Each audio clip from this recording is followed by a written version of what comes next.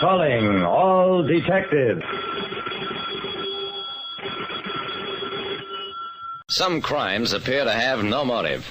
Others have too much motive. But I once had a case in which both conditions existed. That is the situation on this page from my casebook. The casebook of Jerry Browning, private detective. For a private detective like me, Jerry Browning, there are two kinds of crime that are really tough. Those with no motive and those with too much motive. I was driving home through deserted streets when I heard the gunshot. Automatically, I glanced at the dashboard clock. The hands lacked 1 minute of midnight as I slammed on the brakes. The woman was lying on the pavement almost directly before the now dark entrance of the old Victoria Hotel. I bent over her, saw that she'd been shot through the upper right arm. I made a tourniquet of a handkerchief and my fountain pen. By then, the woman recovered consciousness. She was about middle-aged, thin, angular-faced, and with wispy gray hair. Don't try to move. There's been an accident. You're hurt, but not badly. I'll call an ambulance.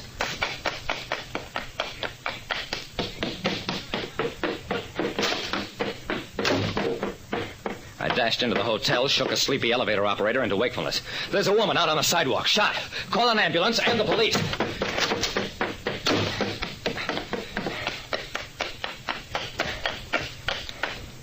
The woman was lying where I'd left her.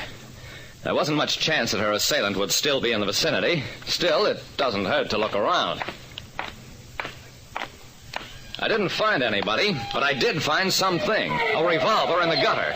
And a couple of minutes later, what had been a deserted street was now teeming with cops. A big cop dashed over to me. Shame on you for shooting a poor defenseless lady. Will you hand over that gun or must I bang you over the head if you...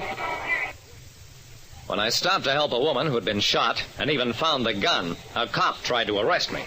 Well, that's happened before, so I'm Jerry Browning, a private detective. You mean private detectives can go around shooting people? Captain Doherty came over about then. How'd you happen to get the gun, Jerry? I explained that I'd found it in the gutter, surrendered the weapon. Who is she, Captain? Miss Jessica Brandt, assistant cashier at the Merchant National Bank, lives only a few blocks from here. Said she couldn't sleep and was taking a walk. Did she say who shot her? Doherty shrugged.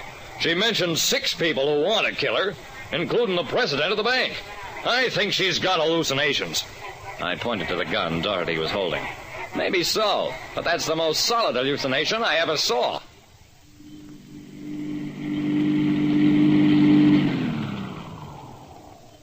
The next morning, I had to go to police headquarters, sign a statement about how I'd found Miss Brandt and the gun.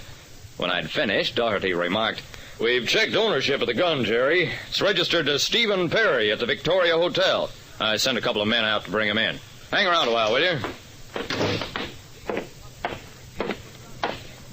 Stephen Perry was a stout, elderly, and frightened man. Yes, that's my gun. I'm a railroad man. Come home late at night, so a few years ago I got a permit to carry a gun. Did you also get a permit to shoot it at citizens? No, sir. I didn't shoot it at anybody. In fact, my wife doesn't want me to carry it at all. Last night she got so excited about it, I just chucked it out the window. Well, that sounded interesting. And what time did you throw it out? At 11 o'clock, just about 11. Doherty looked as though he believed the earnest little man. Which means somebody found it and had an hour to find a use for it. Then can I go home? Certainly not. Lock him up. After Perry had been led away, Doherty sat down, scratched his head. I sure don't know what to make of this deal. Perry don't know Miss Brandt. And over at the hospital, the dame keeps yelling that there's a conspiracy to kill her. She suspects everybody, except Perry. Let's go down to a bank, see what people there have to say.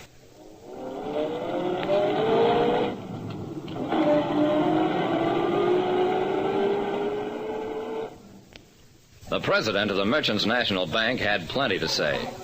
Miss Brandt is efficient and unpleasant, in equal parts. She's quarreled with all her fellow employees, and if I hadn't inherited her from my predecessor, I'd... He shrugged helplessly. You'd like to kill her? The bank president gave me an icy look. I do not consider that remark funny. Good day, gentlemen. The names on Miss Brandt's list of people who'd cheer at her funeral included, besides the bank president, the head teller, Miss Brandt's brother, the superintendent of the building in which she lived, the driver of the bus she took to work every morning, and a neighbor lady across the street. The man I left on guard at the hospital says she gave him a whole flock of other names, but these ought to do for a start. Just a nice, friendly lady, huh? Well, good hunting. Oh, no, you don't, Browning. You started this, you'll see it through. It took the best part of a day's chasing around to interview all the people on the list. They all had fine alibis. They were at home sleeping at midnight. Also, they all agreed that Miss Brandt was suspicious, truculent, nosy, opinionated, and caustic. Their favorite candidate for the person least likely to be missed, but all of them denied shooting her. Along about 5 o'clock, Doherty wiped his brow. You know what, Jerry? I think that dame is so mean she probably up and shot herself. That's the one thing I don't believe, Doherty. Isn't in her character. Anyway, the gun was lost a full hour before she came along. I stared at the perspiring captain. Doherty, I've got an idea. Let's go talk to that guy you locked up, the one whose gun it is.